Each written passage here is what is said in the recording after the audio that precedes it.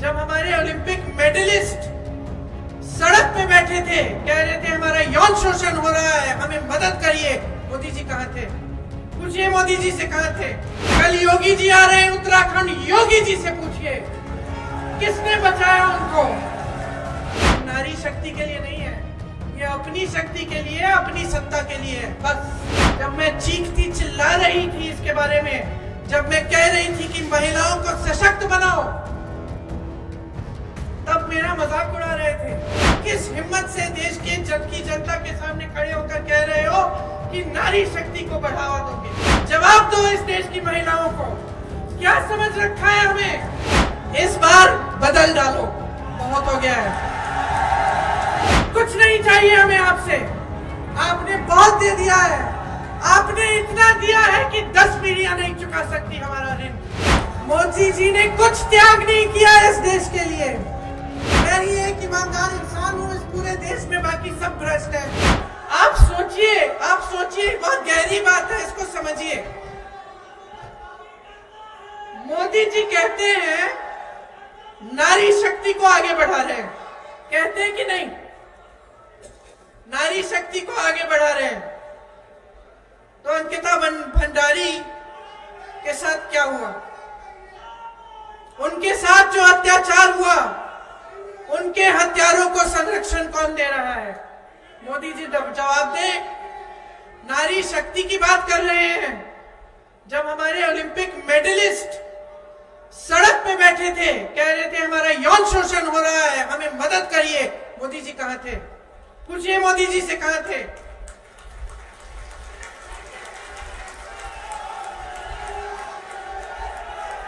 जब हाथरस में एक महिला का रेप होता है और बीच रात में उसका शव जलाया जाता है, जिसने शव जलाया उसका आरक्षण किसने किया?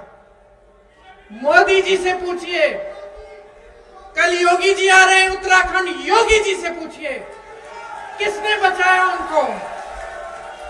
योगी जी से पूछिए कि उन नाव की पीड़िता के साथ जो हुआ उसका संरक्षण, जिन्होंने वो किया, उसका संरक्षण कौन कर रहा है? मोदी जी से पूछिए, योगी जी से पूछिए। क्या मतलब है नारी शक्ति का? नारी शक्ति का मतलब ये नहीं है कि आप संसद भवन में एक बिल को पास करें जिससे आप कहते हैं कि नारियों को, महिलाओं को आरक्षण देंगे और वो आरक्षण 6 सालों के लिए नहीं मिलेगा। ये नारी शक्ति के लिए नहीं है, ये अपनी शक्ति के लिए, अपनी सत्ता के लिए है बस। चुनाव आ रहा है, सब समझ गए हैं। आज मंच में बैठा हुआ एक नेता समझ गया है कि इस देश की महिलाएं 50% हैं। समझ गए हैं कि महिला का वोट महत्वपूर्ण है। जब मैं चीखती चिल्ला रही थी इसके बारे में, जब मैं कह रही थी कि महिलाओं को सशक्त बनाओ, तब मेरा मजाक उड़ा रहे थे 2-3 साल पहले। अब अचानक पता चला कि महिलाओं के बगैर नया पार नहीं होने वाली है, महिलाओं के बगैर सरकार नहीं बनने वाली है। तो शुरू हो गई नारी शक्ति की बातें।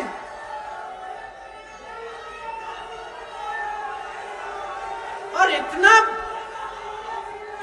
बड़ा झूठ कि आप नारी शक्ति के लिए काम कर रहे हैं। जहां जहां देश में नारियों के खिलाफ अत्याचार हो रहे हैं, बचाने वाले आप हैं।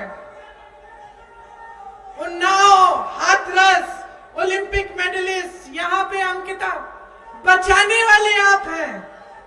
जो अत्याचार कर रहा है उनको संरक्षण देने वाले आप हैं।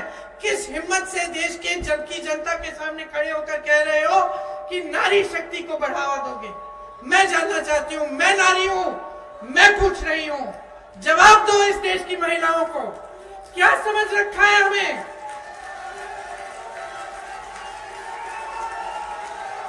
आप चाहते हैं कि इस देश की महिला अनपढ़ रहे और दिन रात आपको पूजे, ये चाहते हैं आप चाहते हैं कि इस देश की महिला कभी अपने पैरों पे खड़ी ना हो। इसलिए जितनी स्कीम्स निकालते हैं उसमें महिलाओं को अपने पैरों पे खड़े होने की बात नहीं होती। कांग्रेस पार्टी महिलाओं को अपने पैरों पे खड़े होने की बात कर रही है। हम कह रहे हैं कि हर गरीब परिवार में जो महिला है, जो सबसे बड़ी महिला है, उसको 1 लाख रुपए सालाना दिलवाएंगे हम। ये हमारी गारंटी है, मोदी जी की खोखली गारंटी नहीं है कि हम नारी शक्ति आगे बढ़ाएंगे, हम नारियों की सुरक्षा करेंगे और यहाँ अंकिता की सुरक्षा नहीं कर पा रहे हैं। ये मोदी जी के खोखले बयान नहीं है, ये कांग्रेस पार्टी के वो बयान, वो घोषणाएं हैं जो कांग्रेस करके रोज दिखा रही है अपने प्रदेशों में। 50% सरकारी रोजगार महिलाओं को दिलवाए जाएंगे ताकि आप अपने पैरों पे खड़ी हो, ताकि आपका सम्मान हो, आपकी इज्जत हो, क्योंकि हम चाहते हैं कि आपकी इज्जत होनी चाहिए, आप सम्मान से अपनी कमाई कर पाएं। आशा आंगनवाड़ी की महिलाएं दिन रात काम करती हैं, मिड डे मील की महिलाएं दिन रात काम करती हैं। हम कह रहे हैं कि अगर हमारी केंद्र की सरकार आएगी तो जो केंद्र सरकार का कंट्रीब्यूशन है उनके वेतन में वो दुगना होगा।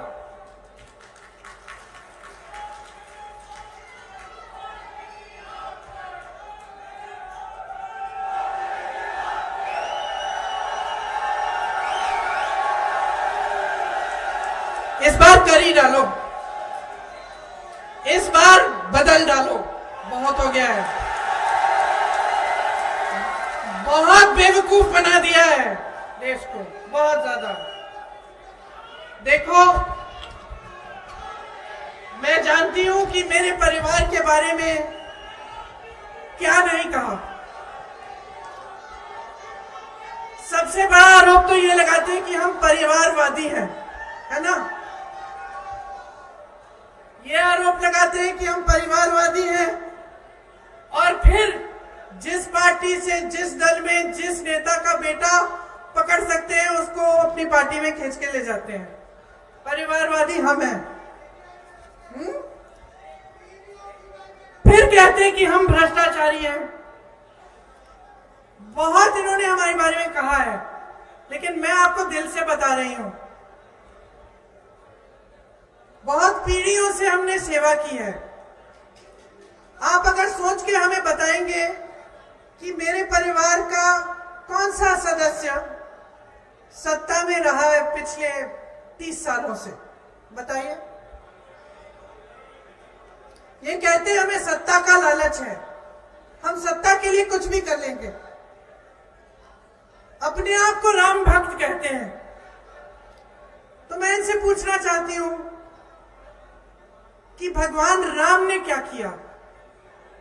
मर्यादा पुरुषोत्तम क्यों कहलाए जाते थे? क्योंकि अपने परिवार की मर्यादा उन्होंने रखी, अपने परिवार के असूलों के लिए लड़े, अपने परिवार की गरिमा के लिए लड़े, अपने कुल की रक्षा की और तभी उन्होंने अपने देश की रक्षा की, अपने लोगों, अपनी प्रजा की रक्षा की। ये एक पुरानी हिंदू परंपरा है, ये हमारे धर्म की परंपरा है। इसको परिवारवाद नहीं कहते, इसको सेवा भाव कहते हैं, जो पीढ़ी दर पीढ़ी इस देश की सेवा करती है।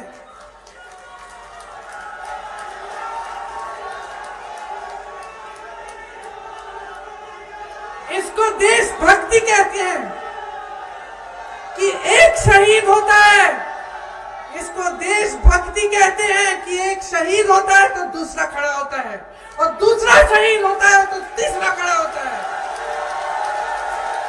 और तीसरा शहीद होगा तो चौथा खड़ा होगा। कुछ नहीं चाहिए हमें आपसे, आपने बहुत दे दिया है, आपने इतना दिया है कि 10 पीढ़ियां नहीं चुका सकती हमारा ऋण। आप हमें नहीं चाहते तो कोई बात नहीं, आप हमें नहीं चाहते तब भी हम सेवा करेंगे, हम मांगेंगे नहीं, हम जितना कर सकते हैं हम करेंगे। एक सच्ची आस्था होती है, एक सच्ची आस्था होती है, एक सच्ची श्रद्धा होती है। ये मोदी जी नहीं समझ पाएंगे, आप समझोगे। आप क्यों समझोगे? आप क्यों समझोगे? क्योंकि आपने सरहद पे अपने बेटों को भेजा है, इसीलिए आप समझोगे। आपके बेटे कुमाऊं रेजिमेंट, गढ़वाल रेजिमेंट के बेटे इस देश के लिए शहीद होने के लिए तैयार हैं, इस देश के लिए पीढ़ी दर पीढ़ी शहीद हुए हैं। इसलिए आप इस भावना को समझ सकते हैं, मोदी जी नहीं समझ सकते। मोदी जी ने कुछ त्याग नहीं किया इस देश के लिए, कुछ त्याग नहीं किया इस देश के लिए। त्याग आपने किया इस देश की धरती के लिए, इस देश की मिट्टी के लिए। आप समझ सकते हैं कि अगर एक परिवार इस देश के लिए त्याग करता है, इस देश के लिए शहीद होता है, उसका क्या मतलब है और उसकी दिल में कैसी श्रद्धा होगी। मैं इन सबको बताना चाहती हूं, आप केस डाल दो, संसद से निकाल दो, घर से निकाल दो, आप हमें भ्रष्टाचारी बोलो, तमाम केस डाल दो, एजेंसियां को हमारे पास भेज दो, मेरी 75 साल की माता जी को भेज दो ईडी के पास पूछताछ कराने के लिए, किसी को, मेरे पति को भेज दो, मेरे भाई को भेज दो, हमारे पूरे परिवार को भेज दो, हमें कोई परवाह नहीं है। हमें पता है क्या दिखता है, हमें पता है क्या दिखता है, आपका भय दिखता है, हमें आपका भय दिखता है कि भाई तुम इतना डर क्यों रहे हो हमसे, क्या हो गया, दोबारा सरकार नहीं आएगी, जनता का मन बदल गया है क्या।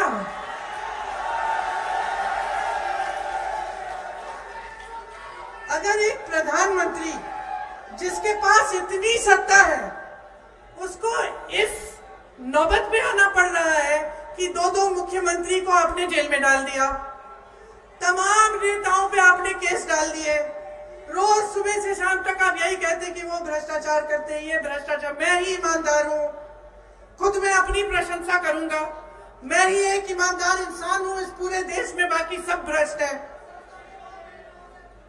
और आप 10 सालों में इसके लिए सत्ता में रहे हैं, आप क्या जनता को एक चीज नहीं गिना सकते कि आपने जनता के लिए क्या किया, कि आप सुबह से शाम तक सिर्फ ये भ्रष्टाचार की रट ले रखे हैं। और सबसे बड़ा भ्रष्टाचार निकला क्या फिर, इलेक्टोरल बॉन्ड।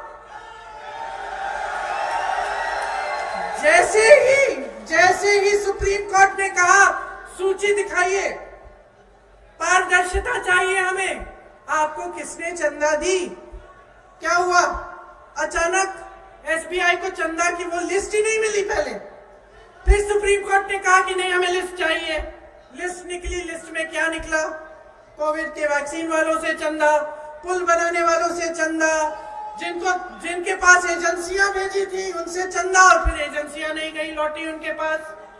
तो सबसे बड़ा भ्रष्टाचार किसने किया, जोर से बोलो।